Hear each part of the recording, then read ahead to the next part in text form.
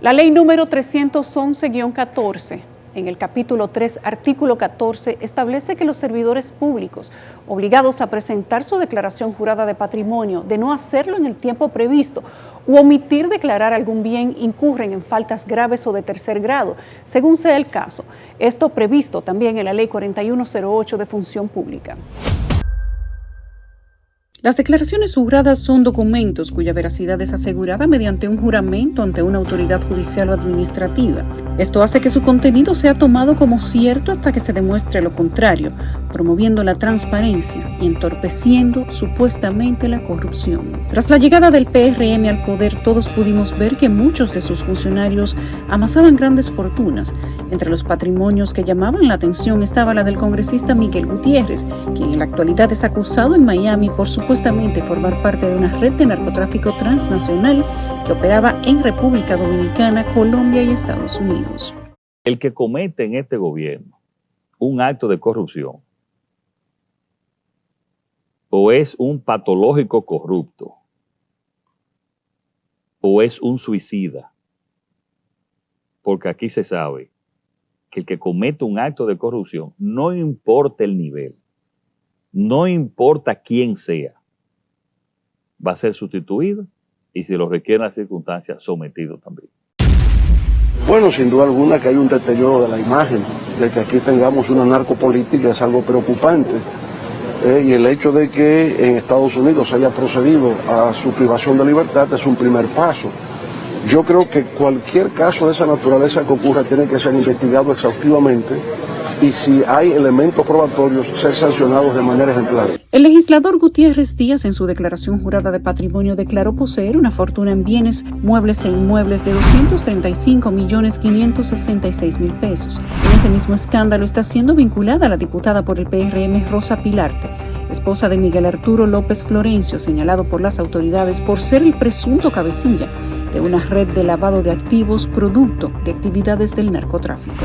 La legisladora Pilarte es señalada junto a su esposo e hijos de pertenecer a una red que movió entre 2007 y 2019 más de 2.000 millones de pesos. La acusación establece que las empresas son de carpeta para fachada, cuya operatividad estaba disfrazada para colocar en el sistema financiero nacional miles de millones de pesos y dólares obtenidos de las actividades del narcotráfico. En cambio, conforme a su declaración jurada, esta tiene un patrimonio de 16.209.000 pesos. ¿Cómo se puede acusar a un gobierno como el que nosotros dirigimos de que estaba privilegiando a nadie? Yo puedo dar una vuelta en redondo en la República Dominicana y pedirle a cualquier ciudadano que me señale si durante el ejercicio nuestro en la presidencia de la República se recibió un centavo de parte de la presidencia de la República. Otro legislador que también fue llevado a la justicia después de permanecer por décadas en el Congreso fue el ex senador Tommy Galán. A pesar de tantos años en el sector público, en la página web de la Cámara de Cuentas solo figuran 2 declaraciones de este. La celeridad, y Odebrecht pagaba por celeridad. Oye, ¿no era más fácil que se aprobara el mismo día? Era lo lógico. Es más, era hasta más inteligente porque yo me liberaba que llegara a mi comisión. Quizá por ser presidente de la Comisión de Hacienda, es que estoy aquí, me hubiese liberado que ni siquiera me inviten aquí. En el año 2016, el ex senador declaró tener un patrimonio de 31.100.000 pesos y una cuenta de ahorros de $96.462, es decir, que en bienes e inmuebles tenía una fortuna de 35.440.000 pesos. Aquí se ven algunos bienes lujosos como una Jeepeta Land Cruiser y 2 Chevrolets, además de una camioneta Dodge. El Ministerio Público en el día de hoy ha cumplido con la promesa y prueba que inequívocamente conducirán a la condena de los imputados. Tras su salida del Senado, es decir, en 4 años después, Tommy Galán declaró tener una fortuna de 41.284.000 pesos, un incremento de 85.85%.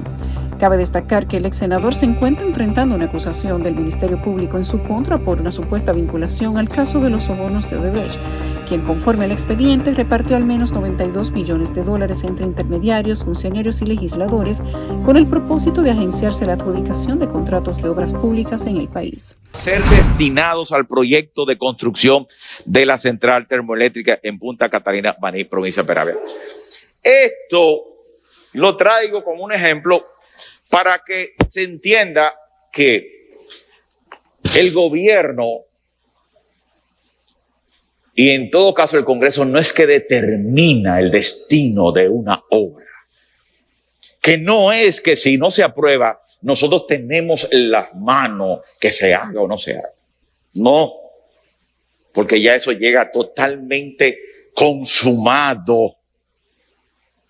Y sobre esa base nosotros no tenemos competencia. Lo que pasa es que con tecnicismo y muchas veces el mismo Ministerio Público abusa y trata de confundir en sus alegatos lo que es de desconocimiento público y la ignorancia se juntan para colocar al Congreso como una área determinante. La Ley 311-14 del Sistema Nacional Autorizado y Uniforme de Declaraciones Juradas de Patrimonio de Funcionarios y Servidores Públicos establece en su artículo 21 la obligación a las instituciones públicas y privadas a suministrar a la Cámara de Cuentas y a la Procuraduría toda la información requerida para los fines de aplicación de la ley en un plazo máximo de 10 días. En caso contrario, se impondrían las sanciones que corresponde y podrían ser perseguidos por obstrucción de justicia y sancionados con las penas de 1 mes a 1 año de prisión y multa de 2 a 3 salarios mínimos. En el caso de las pruebas de origen del patrimonio, el artículo 16 establece que el servidor público es quien está en la obligación de probar el origen lícito del patrimonio obtenido durante el ejercicio del cargo, en el momento que le sea requerido por la autoridad competente. Un punto importante es que en el párrafo se aclara que en caso de que el origen del patrimonio no pueda ser probado, la autoridad debe accionar en justicia y promover la confiscación de los bienes no probados porque no estarían legitimados. Continuamos con las declaraciones juradas de funcionarios públicos y el incremento de esas fortunas. A pesar de ser un funcionario que estaba acomodándose en el puesto, los escándalos tocaron su puerta. Se trata del exdirector de Salud Pública, Plutarco Arias. A su llegada al gobierno declaró tener un patrimonio de 84 millones de pesos. Tras su salida del cargo, 5 meses después, declaró una fortuna de 87.907.000 pesos con un incremento de 3 millones de pesos. Cabe destacar que el exministro de Salud Pública había sido un médico empresario de trascendencia en Santiago, socio de uno de los más grandes centros de salud de dicha provincia. Se no ofrecen mayores detalles en torno a la investigación puesta en marcha un día después de las denuncias de sobrevaluación de insumos. Carlos Pimentel dejó claramente establecido que de manera oportuna se estarán refiriendo al caso. Por ser un proceso de urgencia, una excepción, y además porque el interés de este proceso es adquirir insumos para el plan de vacunación. Vamos a profundizar en las razones de su cancelación, que deben obedecer a motivaciones de interés nacional, de interés general. Sin embargo, este lunes el Comité de Compras y Contrataciones del Ministerio de Salud Pública defendió el proceso de licitación para la adquisición de las jeringas que serían utilizadas para el Plan Nacional de Vacunación contra el COVID-19. No se ha hecho en este país ninguna compra de jeringas de ese tipo, ya que esas jeringas fueron diseñadas exclusivamente para este tipo de vacunas. Supuestamente fue retirado de las filas del tren estatal por el escándalo sobre la licitación pública de las jeringuillas. Esto dentro de la jornada de vacunación en la que se estableció un presupuesto de 646.997.000 pesos. Realmente son posiciones con muchos intereses, con muchas situaciones de gente que quiere dominar el ministerio desde afuera, desde dentro. O sea, son situaciones, un grupo de dentro, otro desde fuera, los que estaban dentro, que no se quieren. Es un problema realmente de mucha envergadura.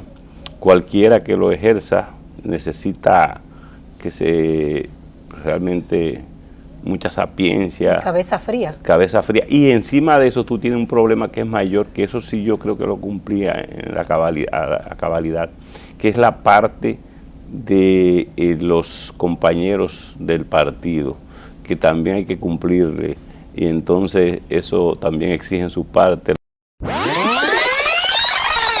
Uno que no pasa sin dejar su sello en ese listado es el exministro de Educación, Amarante Barret, quien en el año 2015 se vio en un escándalo tras ser interpelado ante la Cámara de Diputados por 9 miembros del Comité Ejecutivo de la Asociación Dominicana de Profesores que pedían conocer las implicaciones que tenía el Ministerio de Educación en torno a los escándalos de la desaparecida OISOE, entidad en la que funcionaba una supuesta estructura de extorsión y corrupción con los fondos destinados a las obras públicas, entre ellas las edificaciones escolares supuestamente sobrevaluadas construidas con los fondos del 4%. En la Cámara de Cuentas solo están colgadas 2 declaraciones juradas del exministro. En 2016, este estableció que tenía bienes e inmuebles por 24.110.000 pesos. Luego, en 2018, su fortuna incrementó apenas 1.300.818 pesos, para pasar entonces a tener un patrimonio de 25.416.614 pesos, con un incremento de apenas 1 millón en 21 meses. La declaración jurada de patrimonio de los servidores públicos es una herramienta que tiene el Estado en la lucha contra la corrupción porque permite separar los bienes del funcionario del patrimonio del Estado, mejorando de esta manera la transparencia.